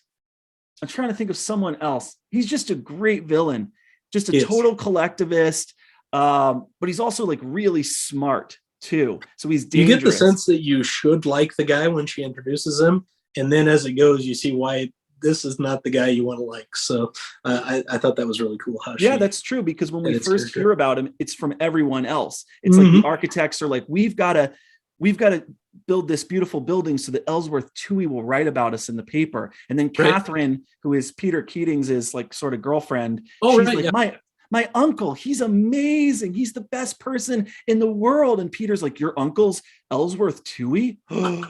He's like the most important man. And you eventually realize that the guy doesn't have a mind of his own, and he's just a collectivist, and that he's also this kind of like villain who wants to look down at the masses. He has a vision for a way that he wants everyone else to live, and you get the sense that he's going to be the guy living in the big mansion, looking down at them, going, yes, it's working out all according to plan. But I was going to tell you very quickly about my background, is that I would also say about Ayn Rand that if you're not really a big fan, you can still appreciate, wherever you stand on the spectrum or whatever kind of novels you like, I think you can still appreciate how astute she was as a cultural critic.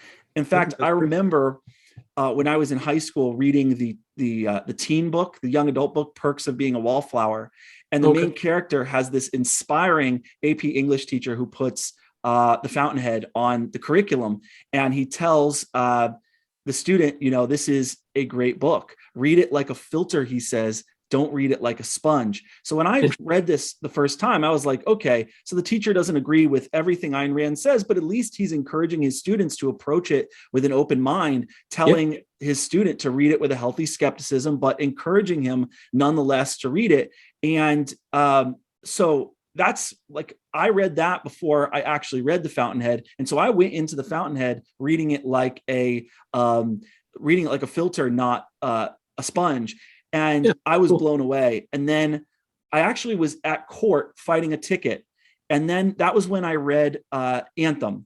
And so it was really an ironic experience. Anthem is there weird. waiting to defend my ticket, reading Anthem. And then like you, I didn't know her philosophy at the time, but her defense of individualism and freedom was really powerful to me. And so the first nonfiction book I read of hers was The Romantic Manifesto. Just like you, I was in college, I was doing my graduate degree in education, and I was finding the whole experience to be just frustrating.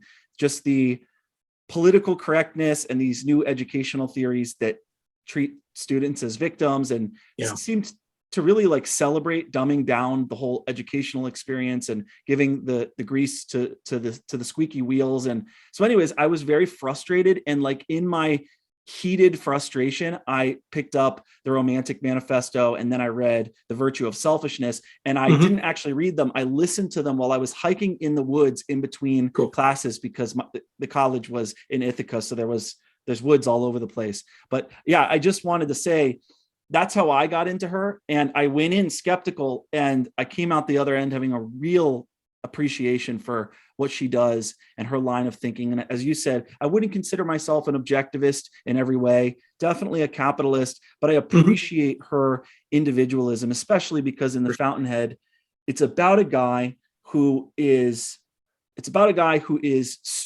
surrounded by people who there's this new meme.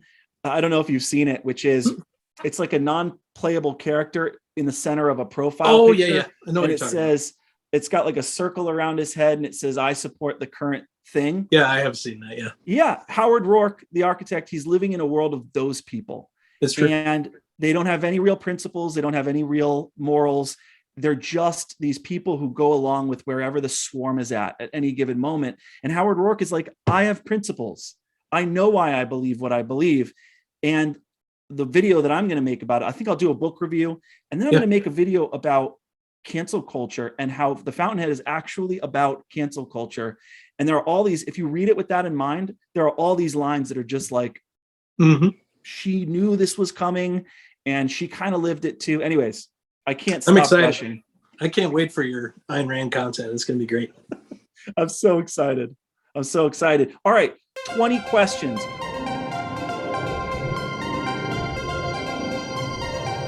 Let's do this. Let's do it. All right. Okay, so I've got 20 questions about fantasy and sci-fi, and if you would just briefly explain each of your choices and keep the explanations at a minute or less. So we're going to close this out with our 20 questions. Question number 1, hard or soft magic system? I think in general, soft magic system. I think probably the only person that writes a hard magic system to my satisfaction is Sanderson. And it's getting to be where the stories are almost more about the magic than they are about anything else, which I don't mind. But my favorite magic system are the ones I talked to you earlier about, the skill and the wit in Hobb. And she never really defines strict rules around them. So I would consider those more soft magic systems. Very good. I agree with you about Sanderson. He's really one of the only ones who can do that. But favorite fantasy trope? I like a reluctant hero, probably my favorite. I like somebody that is kind of has to meet the challenge of the time, but maybe isn't ready to for whatever reason, but does because it's the right thing to do.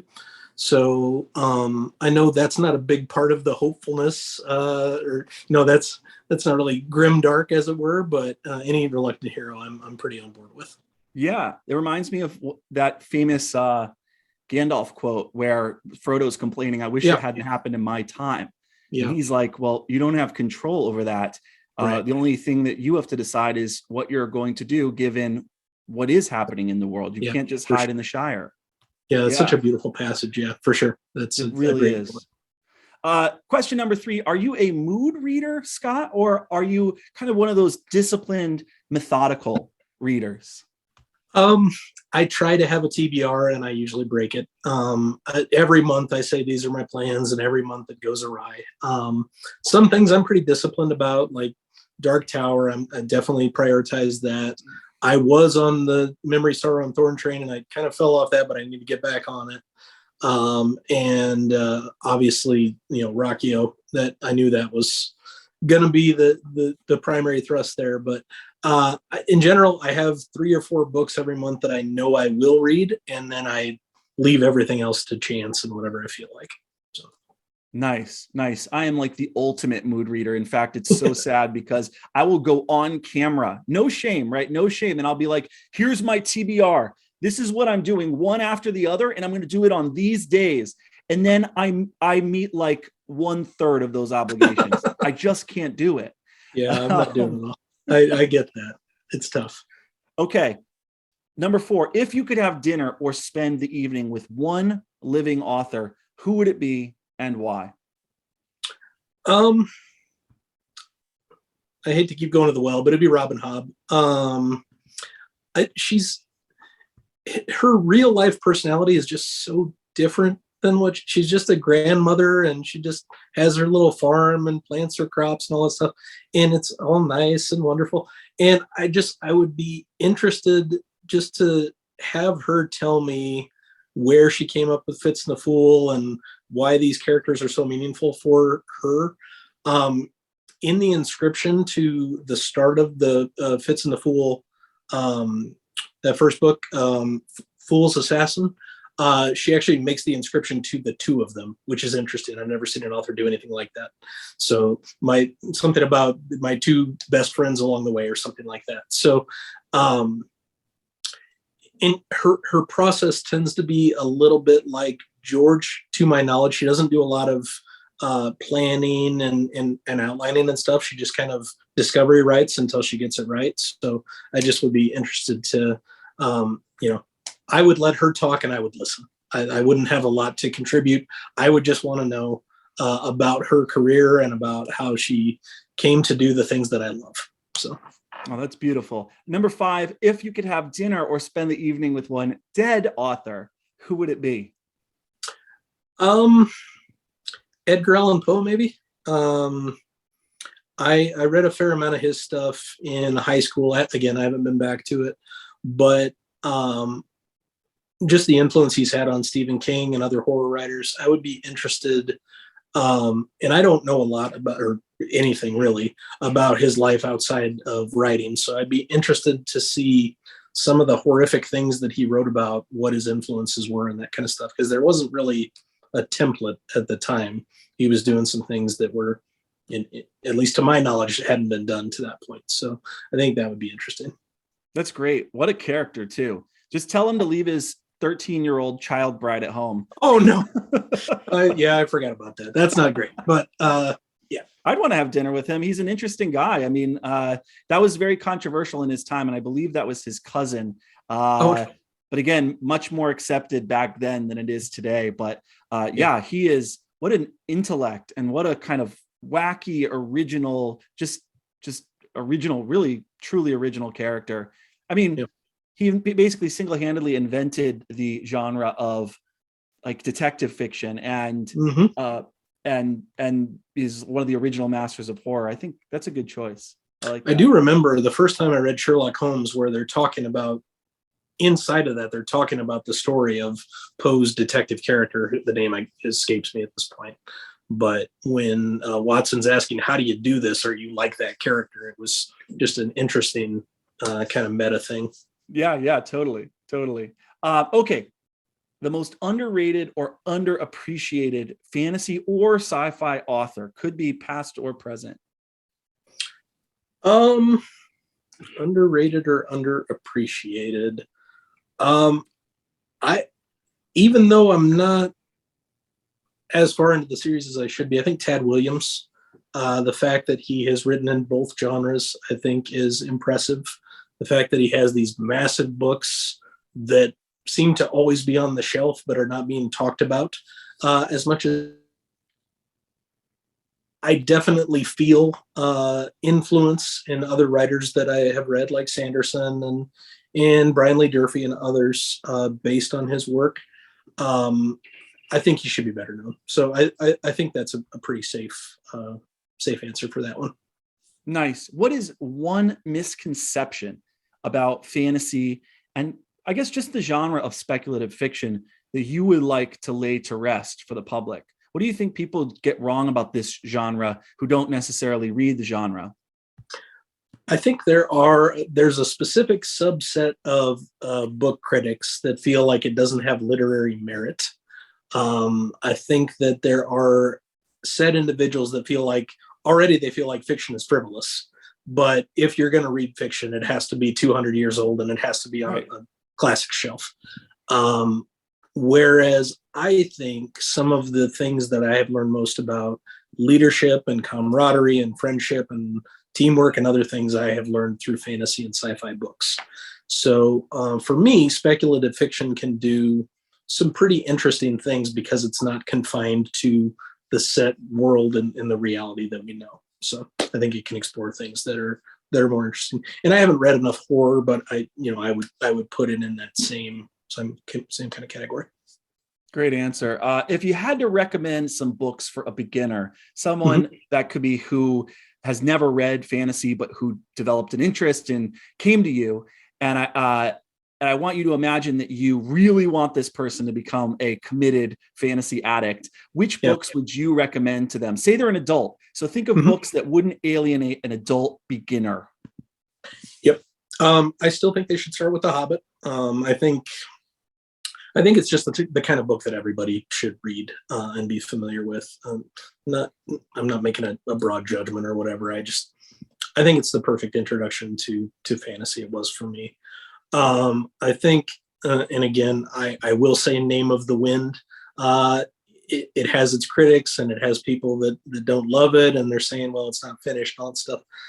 But at the heart of it, the writing is beautiful. I love a tale that's a story about stories, and that's at essence what I consider Name of the Wind to be. I think that I think Coates' whole story is compelling. I think they should at least try it. Another one that I would say would be The Blade itself, to know whether they have an interest in what Abercrombie is doing with Grimdark or not. Some people know immediately whether he is their kind of author, and that was the case for me when I read him years and years ago, and still continue to this day. And some people say, well, this isn't going anywhere. I don't understand what's going on. And there you kind of have to think of it as one book in 3 parts, similar to what Lord of the Rings is, which is an answer I'm trying not to say because it's too obvious. Yeah, I think that's probably a reasonable start. Those would be ones that I would recommend. Nice. Number 9, what would you say is an overappreciated, overrated fantasy novel or series? Yeah, I have a hard time with the whole overrated thing because I don't want to disparage people for something that they love. So I try pretty hard to say whether something is just not to my taste versus it's bad. Because I don't want people to feel bad about loving something. Something that I think didn't work for me, and it's not fantasy, it's sci-fi, is Murderbot. And I've only read the first novella, and I know it goes on from there. But people are way attached to this character, and they're way attached to what's going on, and I wasn't invested in any of it. And it's not because it's a non-human character, because I love non-human characters. Some of them are my favorites in the genre. I'm not interested in reading about a guy that procrastinates, or a girl that procrastinates and wants to watch soap operas instead of doing their job. That's not, I don't get anything out of that. And other people find it hilarious, and I just don't see it. So again, people love it and it's great. It's not for me. Okay. And for me, I am not as kind as you. You're a very kind, a thoughtful man. I am not. And so I will just say, I think it's Ender's Game for me. And I can't wait to post this video and literally watch my subscriber count go down. I As love people, Ender's Game, but I've heard the complaints. I understand. I read it when actually, I was 20, I think. So some of it may be thinking back and nostalgia. total exaggeration. It's good. It's good. I just don't think it's, you go to the NPR fantasy and sci-fi list and they put it like fifth.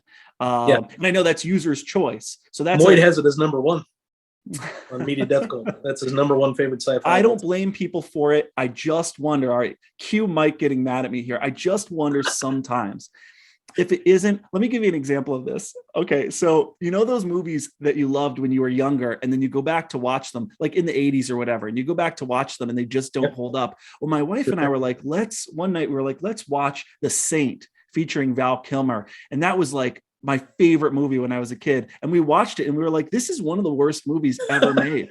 So I wonder if for a lot of people, it isn't a nostalgia thing. And because Card is doing a lot of innovative, interesting, and in many ways, I feel like he kind of built the young adult fantasy, not because Ender's Game is young adult, but because if you read young adult novels today, there's so much, the style in which they're written is very much Ender's Game. It's that kind of thing. So I wonder if it isn't nostalgia, but I'll shut my mouth now because I'm just making a lot of people angry at me. I re-audioed it last year and I had a good time again. So I don't know, but I get it. Some things work for some people, not others. Me. It could be me. Maybe I've heard other people have similar complaints, so it's not just you.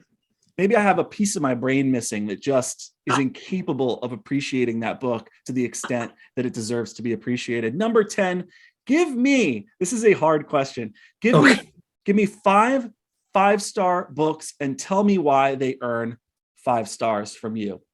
Okay. I'm very biased with my rankings, and I also tend to rank higher than some people. But we'll try. I'm gonna start with The Blackest Heart by Brian Lee Durfee, published by Simon & Schuster Saga Press.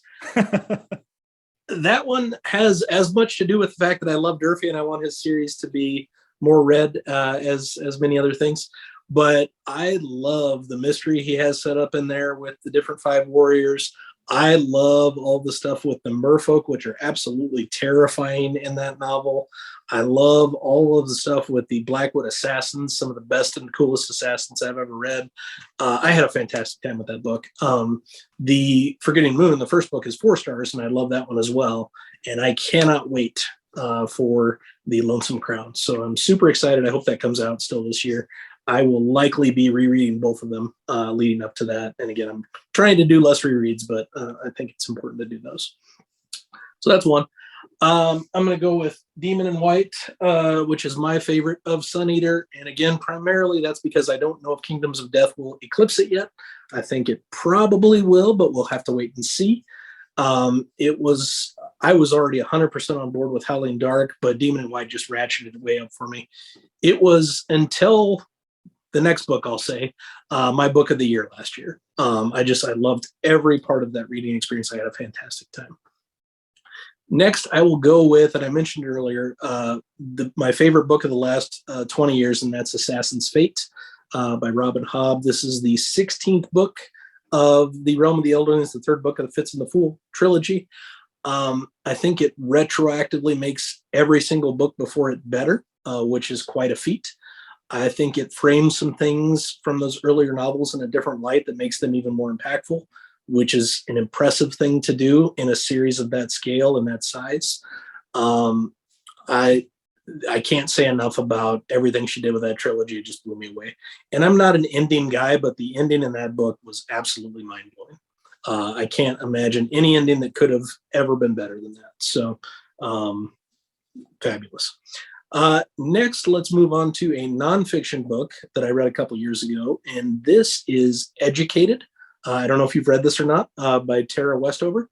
You should check it out. It's a memoir. It is about her experience. She was born in Idaho as a survivalist. her parents were kind of off the grid and raising their kids to not be public school educated or any of this kind of stuff. And like everything they did with, they had like these forts and the world was going to end, right? So that was what they believed. So they're surviving the apocalypse. And that was how her parents raised her family. And it's her story of eventually getting to Harvard and Columbia, starting from basically no education whatsoever, a little bit of math, a little bit of US history, and how she educated herself to be able to fully do these other things. It talks a lot, and it's a short book. It's 330 pages, something like that. I think you'll really enjoy it as an educator. But the most heartbreaking point in that entire book, she finally goes to college. She's in this class and she's reading aloud, and she tells the professor, "I don't know what this word is." And the professor and everybody's just stone silent. They're all angry at her. They're staring daggers at her. The word she didn't know was Holocaust. And they all thought she was making fun of the Holocaust by saying, "I don't know what this is." She literally had never heard or been exposed to anything about the word. And that's one sample of what goes on. Wow. It's incredible. Fantastic book. What are we on, number 5? I think so. I'll do one more nonfiction, and this is my favorite nonfiction writer. This is Malcolm Gladwell, and it's The Outliers. I don't know if you've read this or not. What one did I read? I read his first big one. Yeah, I think I read Outliers. Yep. That's the one. That's the one I read. Yep. I love Outliers. Some of it, you feel like it's been kind of debunked or whatever, like the 20,000 hour rule and that kind of stuff. But I think it still has merit. So he somehow compares the Beatles to Jobs and Bill Gates and these kind of things. All of these people, to become successful, put in their 20,000 hours. They did whatever the other things were that went into it. Yep. My biggest thing with Gladwell is he takes somewhat dry subjects and he puts them into a narrative style that is fascinating. So he's my favorite nonfiction writer by a lot. He brings them to life. Yep. I remember I read that book I listened to it on Audible in a very inappropriate, possibly illegal way. When I graduated high school, before going to college, I was a mail carrier, and we were not supposed to listen to audiobooks while we were delivering the mail. Just a total no-no. And I usually didn't do it, but I was getting so bored by that job. This is shortly before I left to go to college and do all that stuff. So I was already getting kind of bored with the job. I wasn't really worried about whether or not I'd get caught or fired or anything like that. And so I rode around all day just listening to that. And one of the things that stuck with me, do you remember the police officer part of that, where they're talking about, the way in which really good police officers have a kind of really impressive kind of restraint before they shoot people. I thought the research there was kind of interesting, and I loved how he explained it all and stuff like that. So I agree with you. What a great book that is. Yep. He goes into police violence and stuff in some of his later books as well. Yeah. The one thing about Gladwell is kind of, if you've read one book, you sort of have read all of them, but because the narratives change and it's different stories, it's worth doing. But I love all of his stuff. I'm a big fan. All right, I'll give you back mine. I know since you broke the minute rule, I'll break the minute rule, and I'll just say, and I'll do fantasy and sci-fi here. And this is definitely not an exhaustive list, but I'll just give you my 5. The first one would definitely be, and I think you're with me on how great this book is, Storm of Swords. My favorite fantasy book of all time. There it is. Lord of the Rings, obviously, and I count that as one book because it is. Revelation Space. Which I need to read. Yes, you really do. And I think you'll like it. I know that you're a character guy, and Alistair Reynolds really isn't a character guy, but as I've said before, he makes up for that deficiency with everything else he can do. I'll go with Dune. And Demon in White. That's on my list as well. It's definitely a 5-star for me. And then this is number 6. I'm not supposed to do this. Here's a controversial one for you. Jurassic Park. I love Jurassic Park. Jurassic Park. Yeah. If we didn't think of Michael Crichton as a kind of mass market thriller writer, airport book, you see it at the aisle at the airport, people reading it on the beach. If it didn't get made into these fun sort of Spielberg-esque epic movies. I think we would see Jurassic Park as one of the greatest sci-fi novels of all time. Yeah. It's got a thriller writer plot. It's got credible hard sci-fi bones. Just forget about the fact that the DNA would be too old at this point, so you would not actually be able to extract it from the amber. But excellent world building, fantastic premise. And you can say this for sure, Scott. Jurassic Park is the best dinosaur novel ever written. And there have been tons of dinosaur novels. It even beats out Arthur Conan Doyle's The Lost World. I never have read that. Is that good? I read it a long time ago. I read it when I was going to community college before I transferred into like a real school. It was pretty good. It's Arthur Conan Doyle. It was definitely good. And there's actually this guy out there now named Victor Milan who writes all these. Yeah, it's a dinosaur where they're riding the dinosaurs or whatever, right? It's, I don't know. I'm not sure. I don't know either. I haven't had the balls to pick it up yet. So might be fun. I don't know. All right. Number 11, your favorite, and you kind of went into this already. Your favorite nonfiction book or books. Yeah. Those two that I mentioned are definitely there. I want to do a video on my favorite nonfiction books, so this is kind of timely. I think beyond that, probably, I'm also a big fan of Michael Lewis. He does a lot of financial stuff and a lot of sports related stuff. Moneyball, right? And what's that?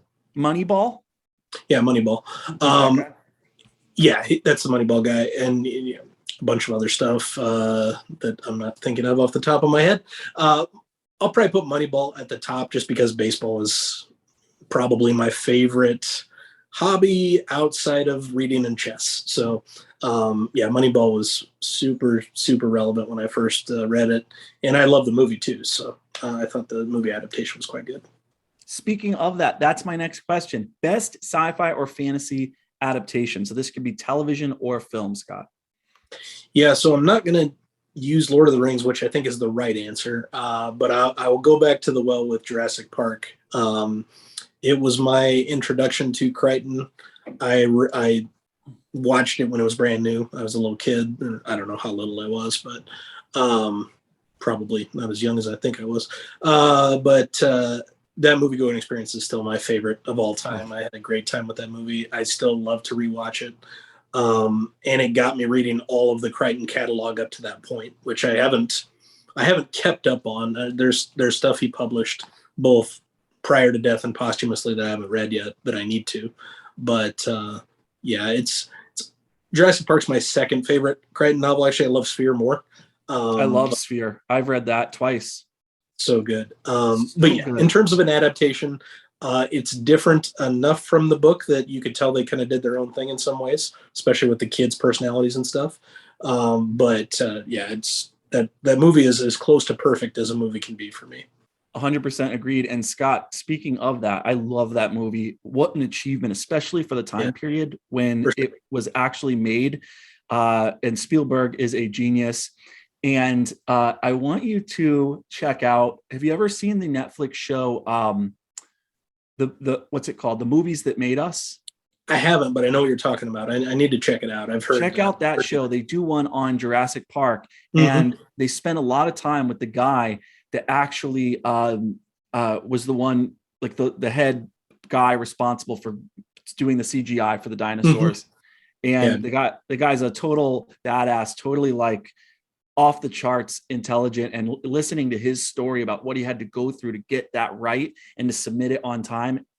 It's a thrilling episode. Sam Neill was basically all of us, where he's fiddling around, the glasses fall off and his like eyes are huge. That was every single one of us watching that movie at the time. It was just mind blowing.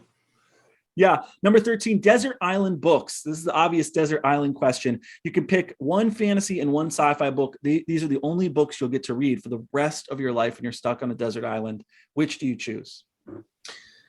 I think it probably just has to be Lord of the Rings and Dune. I don't think it could be anything else, because most of the stuff I read is part of a series, and if I can treat Lord of the Rings as one book, then that's kind of my cheat. I'll do it that way. Good Which choice. I know is an answer that more people than me that have done this show have done. So Mike will be thinking I'm copying him, which is probably true. So. Okay, 14, your favorite fantasy world. Not your favorite fantasy novel or series, but your favorite fantasy world. It could be the world you want to live in, the one you think is most ingeniously constructed, or whatever, or the one you'd most want to live in. Your favorite fantasy world. I think probably Roshar, Stormlight. It's endlessly fascinating to me, and as we get more and more books along the way, it becomes more fascinating. So, yeah, I think that's probably where I'd lean. Nice. Best fantasy or sci-fi villain, or it could be most evil, or it could be the worst. However you want to put it. This is where I'm copying Jake Kennett from Live Ship Traders. It doesn't get any better in terms of villainy than that guy. Just a super well realized guy. Being inside of his head is a crazy experience. I'll say it that way. Yeah. If you like a well realized villain and you like someone who, even though if you don't understand their choices or agree with their choices, you can kind of understand their thought processes, he's the guy. So nice. All right. Best ending or plot payoff. Yeah, it's going to be a Jake answer again. And I mentioned earlier, Assassin's Fate is just the perfect ending. Without spoilers, I can't tell you why, but I can tell you that 3 primary characters are the driving force of the Fitz and Fool narrative throughout that story. And those characters are treated in a way that is just overwhelmingly awesome. So I think Mike said Lycanius, which I wasn't. Which I was expecting, but I didn't think that there was part of me that, because I actually watched his videos and he freaked out when he was reviewing that about the ending. But I also didn't think he had it in him to say something that was so new and that would be kind of controversial. So I'll be interested. We're doing Lycanius starting next month. Me and Madison, Brent, and Theo. So we'll see how it goes. I'm looking forward to it. I might you be able to jumping do it. I think so. Sweet. But it's still up in the air for me because there's so many big things I want to get to in review that sure. I don't know. I'm going to go back and watch Mike's reviews and I'm going to think about it. Because I think if you guys wait till April, I should have enough time. I might have to push some stuff back. It's like the 7th through the 10th, somewhere in there we're starting. So okay. All right. I might be able to do that. Okay. Best prose writer in fantasy. Yeah. I mean, I can't even hide it. Like Hobb is, it's not close for me. Hobb would be up here somewhere. Rothfuss would be like here. And then Rocchio's right with him. So it's not close for me. And again, my bias is creeping in, but she's the best. At least she has a champion in you. And I don't know how many books of hers you've sold, but she needs to thank you. All right. Number 18, what is one fantasy or sci-fi subgenre that you'd like to get more into that you don't have a ton of experience with, but maybe that fascinates you or whatever? Yeah, that's good. I don't know if it's a subgenre, but I haven't read a ton of hard sci-fi.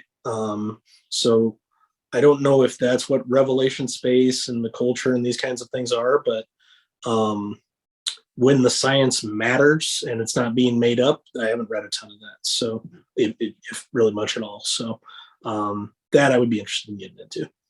Yeah, I think you'd also like Peter F. Hamilton as well. Mm-hmm. Yep, he's the other one. He's quite good. I've only read one of his books, but okay. Number 19, the most glaring hole in your fantasy knowledge. And by that, I mean, what is the book that you still feel ashamed or embarrassed that you haven't read yet? I don't know if I'm embarrassed or not, but I don't know anything about Harry Potter. I missed that whole craze. When I was like 31 or something, I'm like, well, the books are free on Kindle. I'll give this a try. And I made it about 10 pages in. I'm like, this isn't for me. And I'm not, I know people love the series and I'm not disparaging anything. I've watched the first movie and I've read a few pages in the first book, and people treat it as if I should know who Snape is. And I don't know any of it. So I guess it's embarrassing in the sense that these are just cultural things that people just know, and I don't. And I don't really have an interest in finding out, if that makes sense. Again, it does. Nothing against her or the books or anything like that. It wasn't for me. So I don't blame you. And I love those books. I don't think there are these great masterpieces or anything like that. It's just, as a young adult, it moves from like children's to, by the time you get to the end of it, it's like almost an adult sort of thing, and you kind of grow with them. For me, the big thing is that nostalgia thing. Is that Harry Potter got me into fantasy. It was my window. It was my gateway into fantasy. And I am quite fond of the story, but it's not for everyone. It's not for everyone. I think they're really clever, well-written books. And I love to sort of luxuriate in her world, but I totally get, because before my wife convinced me to read that series, I was like, are you kidding me? That is so dumb. Like the witches and the wizards, and they fly on brooms and play like, soccer in the sky. Quidditch, right? Isn't it Quidditch? I don't know. This is so dumb. And then I started reading it and I was like, okay, I get why this is great. And, but I get, if people, that's one of those series where I can kind of understand why people feel the way they do about it, in terms of, it just doesn't click with them or whatever. Okay. Number 20. This is a very vague, broad question. Scott, what is your most controversial fantasy opinion? Fantasy or sci-fi or book-related opinion? I guess I should have saved that last one, huh? Sorry about that, Jordan. That probably is the most controversial, is that I don't care about what happens in. Let me see. We've already done Ayn Rand. We've already done we've already done Hogwarts and the Harry Potter books. Boy, you've already gotten some of your controversial stuff out of the way. We've done the greatest hits. What's another one that is just, you find when you're on the Discords, people are just like, nah. I don't know if it's controversial. So probably the most divisive book in the entire realm of the Elderlings is Assassin's Quest. That's book 3 in Farseer. And the people that hate it say, well, nothing happens. It's just Fitz walking around. And I say, yeah, nothing happens. It's just Fitz walking around with thumbs up, which I'm cool with. It could literally be Fitz doing his laundry, and I'm right there for it because I love his character so much. So I don't know if that's controversial, but even what I would consider her worst book in Realm of the Elderlings, I still rate it like 3 stars. And that's the first book of the Rainwild Chronicles, Dragon Keeper.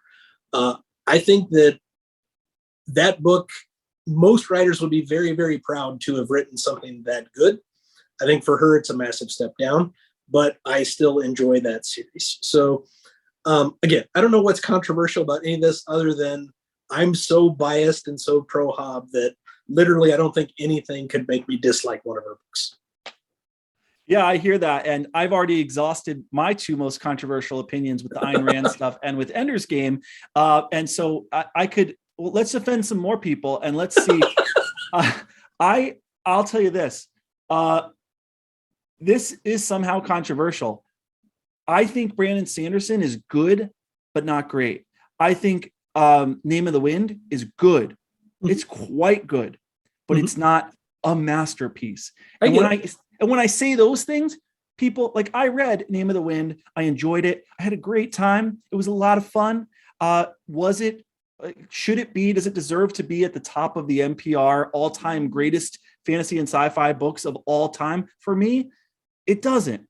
Did I enjoy it? Yes, I'm glad I read it. I may even read it again sometime. It was good, but it wasn't like the greatest thing since toast. And a lot of people feel like it's the greatest thing since toast. I'm one of those weirdos that loves Wise Man's Fear almost as much as Name of the Wind. And a lot of people hate that book. So there you go. I love that world. I love that character, and nothing will change that.